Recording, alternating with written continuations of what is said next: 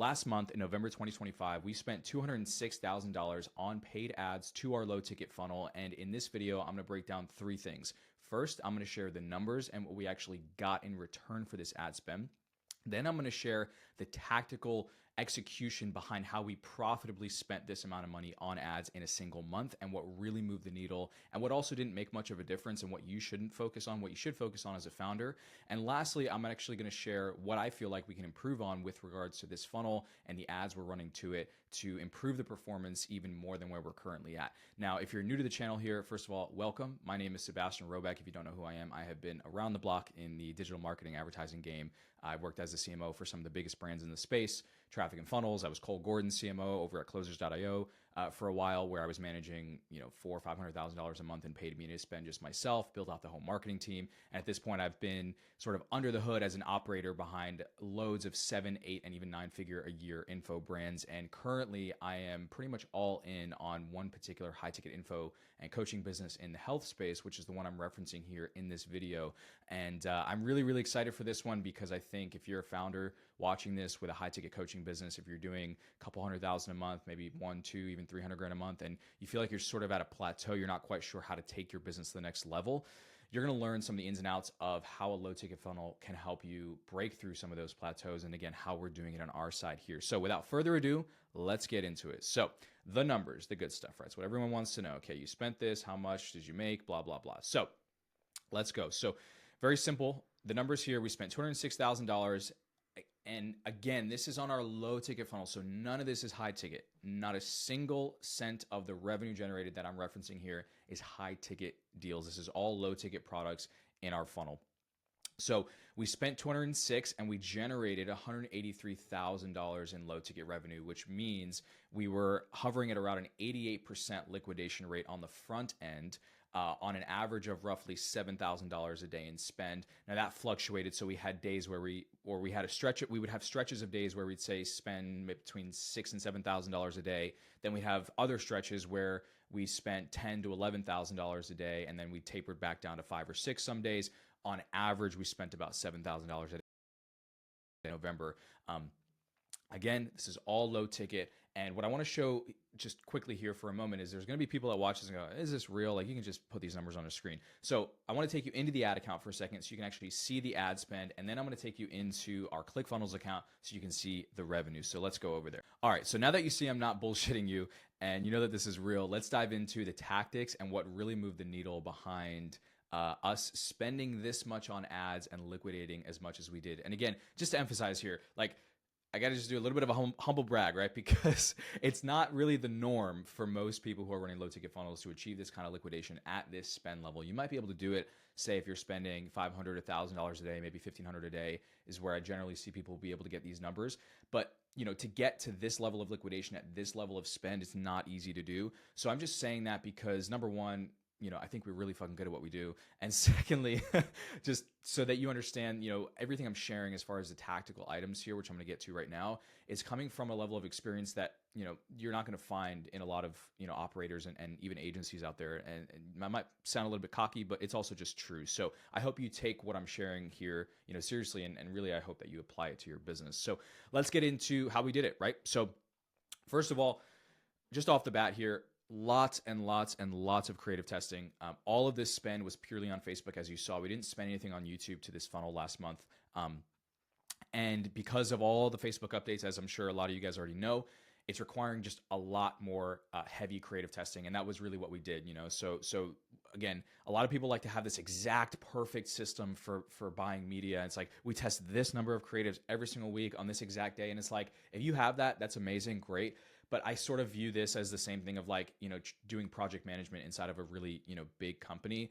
Yes, you can have systems that allow you to be maybe close to perfect, but you're never going to have this like perfect system that's like completely devoid of a little bit of mess and a little bit of chaos and a little bit of intuition and free flowing. And that's really how I like to buy media here, where it's like I do have a general system and there's definitely guidelines I follow for sure, but there's also just some sort of mad scientist energy, if you will, where I'll just get pings of intuition and I feel like this is going to work better or whatever, and I test this. So just know that that's part of it as well, especially when it comes to creative testing. Now, something that we found that was really interesting was that, excuse me, The type of ad creative that actually worked the best for us last month was what I call these sort of reel style ads or demo style ads, as I've talked about in some of my previous videos. And in particular here with this business, this kind of creative, the way I can describe it is very simple. So like imagine, you post a reel on Instagram where it's say some sort of B-roll footage of the founder, and then you have some, captions on the video itself, and then you have whatever,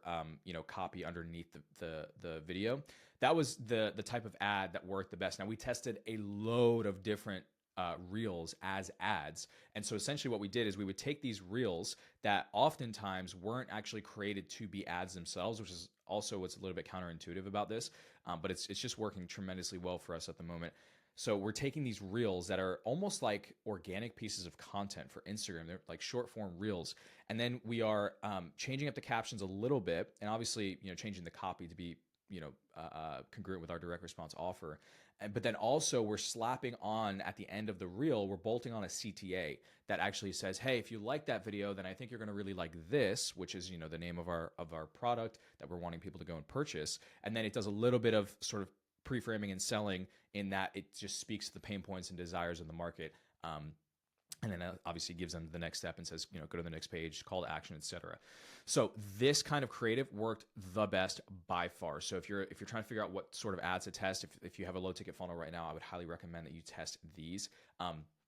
Talking head ads did okay, to be honest. A couple years ago, I was a really, really big fan and proponent of direct to camera talking head ads, the traditional style, right? Where it's just, you set up your camera, you're in your office, whatever, boom, you read the script, maybe you're reading from the teleprompter, or you maybe have it memorized, whatever. Those ads just did okay. We tested quite a few. A lot of them, like a lot more of those failed than than the amount of real style ads that we tested failed, right? So we had a higher failure rates, if you will, of the talking head style ads than we did of the real ads that we test, or real style ads that we tested. We had a few winners, so don't get me wrong. That's why I'm not saying that you should just abandon talking head ads entirely.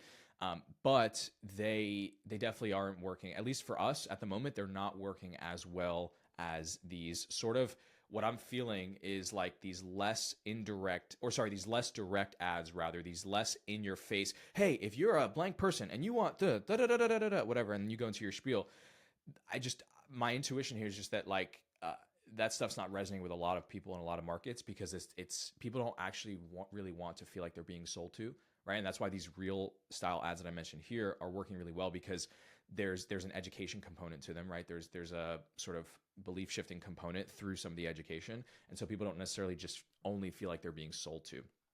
Something else I want to touch on here, which I've sort of alluded to, but I want to go a little bit deeper on, which is really important for you to understand if you're a founder, which is, for us here in this particular business, we do a lot of organic content, just full stop in general, which as a sort of indirect, factor, majorly affects our the performance of our ads, right? Because when you have a better organic presence, especially if you're running a lot of Facebook and Instagram ads, and if you have a really great presence on Instagram, you're going to get a lot of people, and we've seen this time and time again when we look at the high-risk customer journeys. You get loads of people who go from the ad, don't actually click the ad, but then they go over to the Instagram.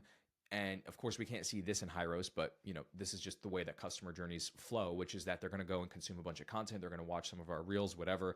They might even see some of our most recent stories we just posted on the IG. And then they're going to go and click the link in our bio, which also takes them to the exact same funnel, which is another small piece I actually didn't add in here as far as the tactical, but it is an important piece. There's a lot of things we do. Sometimes I can't remember all of them off the top of my head. But we have the same low ticket funnel that we're running traffic to also as the link in our bio, and it's the only link. So there's not like a link tree or multiple links. It's just driving to the same exact funnel. And we got a lot of sales from people who went from ad to Instagram bio link. So that's also very important. So that's actually, funnily enough, that's actually not the point I'm trying to make here when I'm talking about the major organic engine, but that also is something that's very, very important and did drive a lot of results for us here.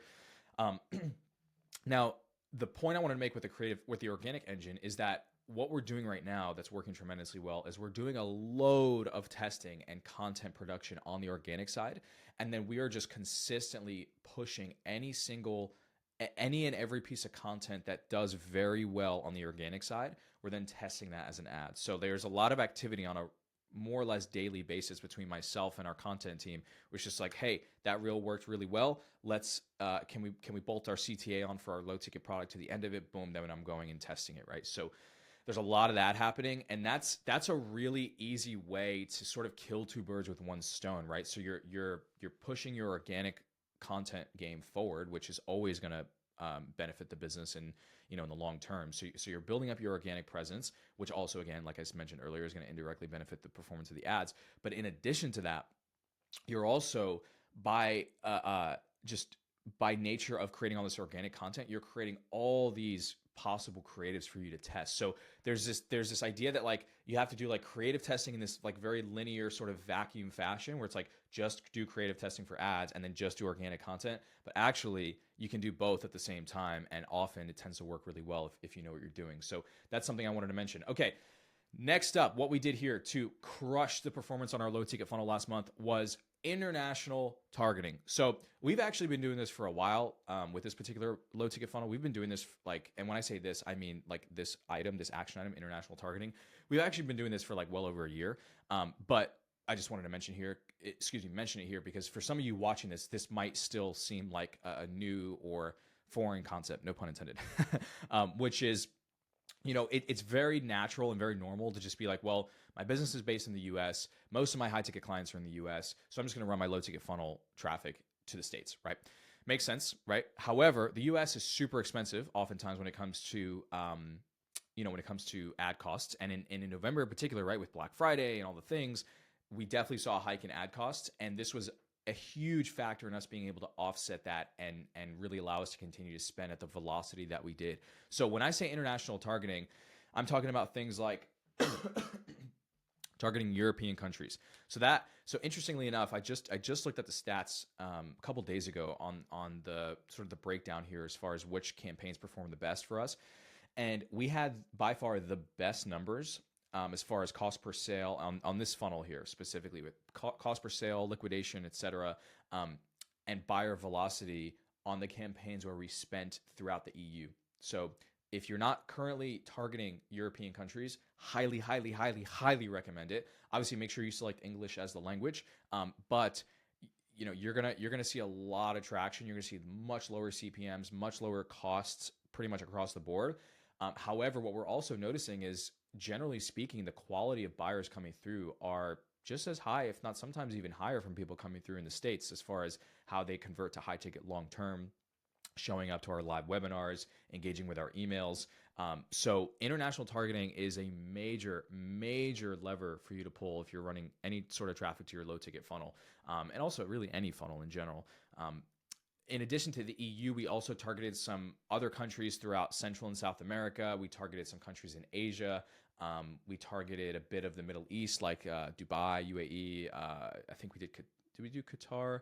We might have did Qatar and Saudi Arabia. I know we definitely did Saudi. We might have done Qatar. I can't remember. But yeah, we targeted a lot of other additional countries outside of the US and Europe as well.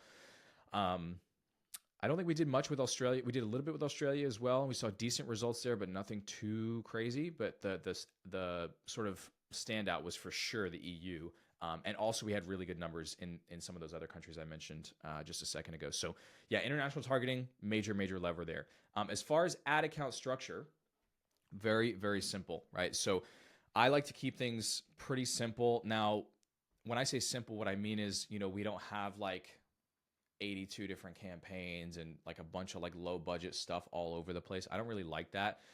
My personal preference, and by the way, let me just be clear here. When it comes to media buying specifically in ad account structures, there's really no like golden thing. There's no like word of law or something where it's like your ad account must look like X if you want to succeed. So anyone that's saying that, I personally would just not listen very closely because it's just not true. Like I personally spent a load of money on paid traffic across many different offers and businesses, and I've seen several different kinds of ad account structures work. Like stuff that I didn't think was going to work worked really, really well, and stuff that I thought would crush because traditionally it made sense or whatever, or it's what I used to see work really well, just completely bombed. And so you have to really figure out what works for your particular business and offer, because some offers I've found do much better with one or two campaigns and really, really high budgets. And we did do some of that for sure. but it's not always the case, right? So here in our case, what I've built as far as the ad account structure, and which continues to work well, is we have one singular testing campaign. And what I put here is that this testing campaign serves as kind of a hybrid for testing and scaling. So what I mean is we'll obviously test all new creatives in this campaign. And sometimes I will, let's say, because by the way, I also launch our tests at maybe a little bit higher budgets than what people normally do. I'll typically launch a test for a batch of new creatives at, say, and what I mean by that is like one ad set at maybe $300 to $400 a day, right? We're not talking like $25 or $50 a day, small budgets, right? So we're launching those tests at that budget, and then if I see something just absolutely crushing, yeah, we'll take the post ID, which I'll talk about in a second. We'll take the post ID of the ad or 2-3 ads that are working, dump it into a scaling campaign at a higher budget. But here's the problem. What I'm finding is that Facebook is just fucking stupid, okay? And sometimes it's not going to spend, often it won't spend on the shit that you know it should spend on. You're like, stop fucking spending on creatives that I know are not working based on the numbers and I can see are not working, and you're tanking my campaign performance over here. Thank you, freaking Zuckerberg. And instead I want to spend more on the ads I know work, right? So sometimes often what I'll do is I'll vertically increase the budget on existing ad sets pretty much every day or every 2 days. So if I launch something at $400 a day, it's well into KPI, it's crushing after, say 2 or 3 days worth of spend at that budget. I can obviously see we found some winners, like, okay, yeah, let's put some of those ads in the scaling campaign, but also I'm just going to hike that budget up by probably 20% from 400 to, what is that, 480 a day. And then I'm just going to keep doing that every day or two until the ad set pretty much burns out. And that's also working very, very well. So that's what I mean when I say it's kind of a hybrid of a testing and a scaling campaign. And what we did last month in particular is we had 4 different scaling campaigns. Again, everyone's going to say like, you just need one campaign. And it's like, yes, I'm all for a simple lean account structure, but I'm also for what works and what drives results. And if what drives results is, happens to be a little bit more complex or a little bit more messy or whatever, I'm okay with that, right? It's I'm not really about sticking to super rigid rules here. So again, we had 4 scaling campaigns, and the way we operated those scale campaigns was really simple. We literally just had one ad set. Usually it was open targeting. Sometimes it would be a specific scale campaign for a specific set of countries, right? So you want to just basically scale, let's say the EU or whatever it is. And the ads themselves would be just the post IDs from the testing campaign, as I mentioned earlier. So I really recommend scaling with post IDs as opposed to just duplicating ads and creating new ones, because you'll keep the social engagement from all the money you're spending in the testing campaign on those particular ads. Next up, couple other last items here. So high attentiveness to cutting and scaling. So this kind of goes without saying, when you're spending $6,000, $7,000 a day, you got to have a fucking Hawkeye on the account. Okay, there's no dilly-dallying and letting it just kind of go for a few days at a time. So, there's just a lot of attentiveness. So again, that might seem obvious, but, as far as cutting stuff goes, as far as, a lot of people are probably going to wonder, when do you sort of cut, when do you scale, et cetera. Again, there's no super rigidity here, but generally speaking, if I see an ad set that's, if it's spent 3 times our target cost to acquire. So let's say, for example, our target CPA on a low ticket funnel is $130, right? And it spends 390, so 3x that, or maybe sometimes I might give it a little bit more if it was just a weird day. Let's say it spends $400, $410, and it's not within KPI, then I will typically cut it. Or now if it's getting close to if it's close to KPI, if it's like a CPA of 150 or 160, I'll let it run a little bit longer and just keep a really close eye on it. But if stuff is just so obviously out of KPI, we're just cutting immediately, and we're not letting stuff run for too long than it really should be. And then again, scaling once we start to see winners. So let me run you all through the actual product and pricing structure here inside this low ticket funnel. So first we have the main product, which is a $79 low ticket course. And, again, as I've talked about in other videos, when it comes to creating your low ticket product, which, by the way, if you want more insight on understanding how I recommend doing that, you can go and just watch the video. I'll link it in the description, but it's really simple, to be honest. You just grab a slice of your high ticket, core high ticket program, and you want to grab a slice that is going to be actionable and practical and will help people actually get a result. That's really important. Like, you don't just want to give people information, right? Just for the sake of selling a low ticket product. You want to give people a piece of your program that they can actually go and execute and get a result in a relatively short amount of time, because that's essentially going to create that sort of I've tasted the appetizer. I want more effect, and that's what you're really going for with your low ticket product. You're not trying to get people to get a huge, amazing, insane result over like a 3-month period. That's your high ticket program. You want like a bite sized set of information to get a bite sized result, but you do want them to get a result. Okay. And as I said, you don't need to overthink this. You could just grab a piece of your existing high ticket course. And sometimes you will have to make some additional videos. Like you'll have to probably make a specific intro video, maybe an outro with a call to action for what's next, etc. But it doesn't have to be anything more complicated than that. The other thing too is that you don't want your low ticket product to actually solve too many problems for them, because that can actually create sort of the opposite effect, where if somebody feels like they've literally gotten every single thing they could possibly need for whatever they're trying to achieve in that low ticket course, then they're not going to really see or understand a reason for wanting to ascend into anything else with you. So just make sure you keep that in mind.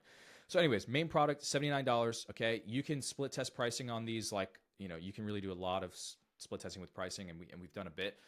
$79 just seems to work really well for us. The other thing too is the higher up you go in price, the higher quality you're going to see in the types of buyers, but you might not necessarily see the same volume of low ticket, buyer velocity, just because it's just going to cost more to get someone to buy a $79 product than it is going to cost to acquire a customer at a $17 price point. That's why the liquidation and the other products in the funnel are so important, because it allows you to much more effectively offset the ad cost. So inside the funnel, there's also a little bit of a ninja tactic here. So currently we don't have one product and then a bunch of order bumps. We actually have two different product selections, which is the main product, which is $79. And then we have a secondary product, which is the main product bundled with another product of ours for a higher price point. So it's like it's like main core product is option number one. Second product choice is main core offer plus additional course bundle for $179. So there's that secondary product, and it's not an order bump. Again, it's a second actual main product selection. And surprisingly, a lot of people go for that one. So I don't know the rates off the top of my head, but a huge reason why our average order value has jumped to where it was, because about a year ago, our AOV hovered around $80, right? It's like $75 to $80, because we only had this and one other order bump that was $17. But we've really up leveled it a bit. So and we've done testing on this secondary product, and this was the winner. So we tested a few other ones. This one just came out on top. And you might think like, oh my God, how is someone going to spend $179 with me? Well, if you're hitting the right note on your ads, as we are, and you're hitting the right notes in your funnel, you're speaking of the right sets of problems, and if the product's really good and people can see the value in it, they're going to spend it, right? So $179 is a secondary product. Again, a lot of people buy that, huge contributor to the AOV. And then we have just one order bump at the moment, which is $37. So between these three different product options, that's what's driving the AOV up to 112. And yeah, that's it. That's what I got for the tactics. Again, I do apologize. There might be one or two things I'm missing here, but the biggest things are just lots of creative testing. I know I didn't get too much into the messaging and the copy behind the funnel, which I can do in another video, but just the one thing I will say is if your funnel isn't performing the way that, that you'd like it to be, there's obviously multiple levers you can pull, but one of the best places to start is just to zoom out, like really, really zoom out and go, are the ads and the funnel truly speaking to the kind of person, A, that we want to attract, and B, that we know from heavy, intense market research, listening to sales calls, talking to the sales team, talking to the client success team, knowing this type of person that we're targeting inside and out, knowing what's in their head at 3 a.m., knowing their actual desires, not just I want more money or I want better health or I want this, or it's like, what do they really want? And what are they really afraid of? What are they really, really struggling with? What's their actual lived experience day to day? And are you actually speaking to that in your ads and in your funnel? And are you doing it in a way that is going to be well received for that specific type of person in that demographic? Okay, so start there when it comes to messaging and copy and all that stuff. I can talk a lot more about that, but for now, I want to keep this video from going to an hour. Okay. Lastly, I want to share what I personally believe we can improve. So obviously these results are pretty cool. We spent $206,000, generated 183, 88% liquidation. Amazing. I love it. We're also not perfect, and there's still plenty of things that I know we can improve on.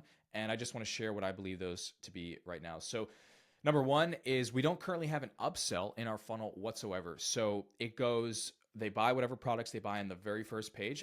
Okay, sorry. It's my mad scientist mode here, guys.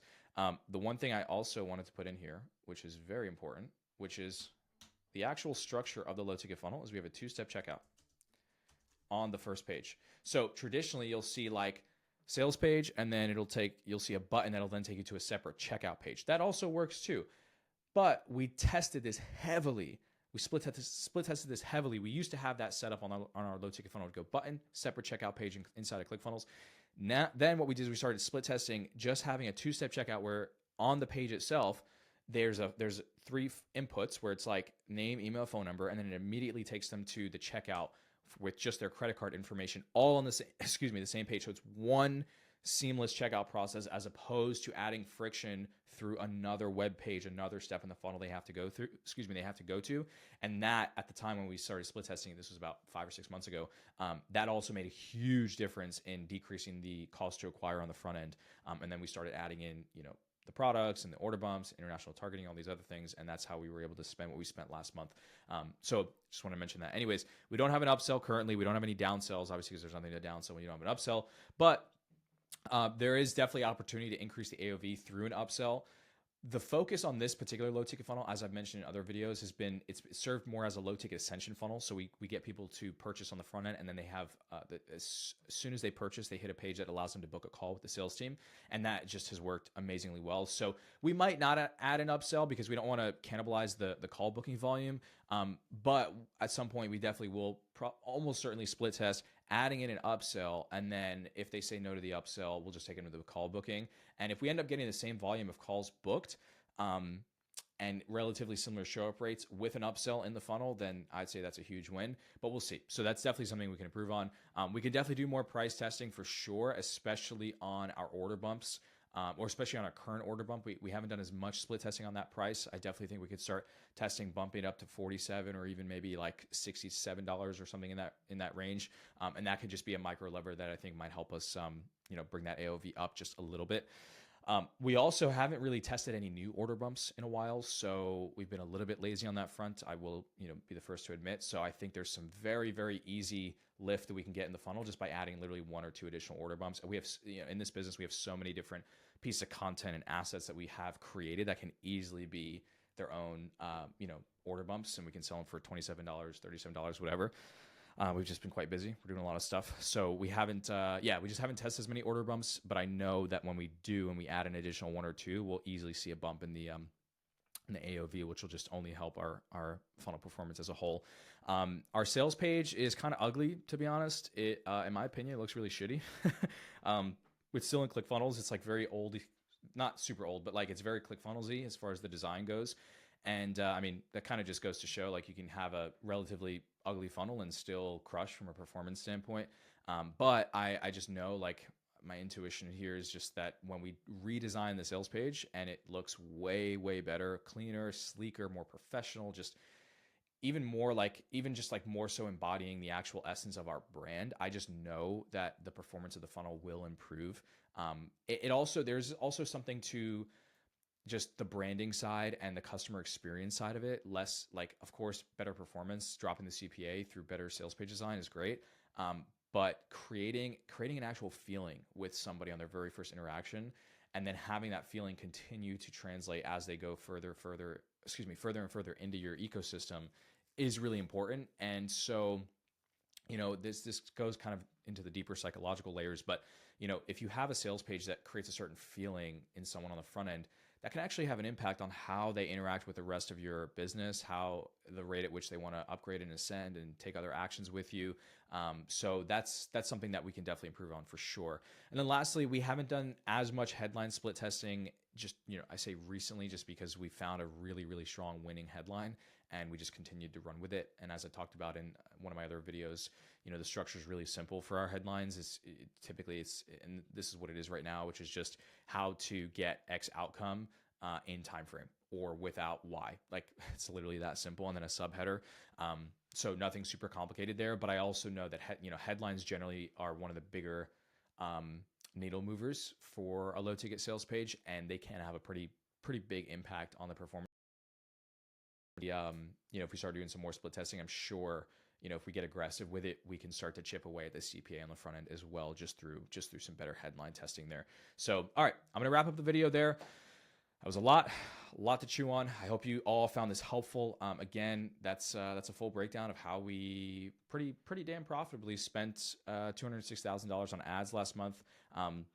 If you found this helpful, if you're the founder of a high ticket coaching info business, then you'll probably really enjoy grabbing the $1 million KPI dashboard, $1 million a month KPI dashboard, which is in the description of this video.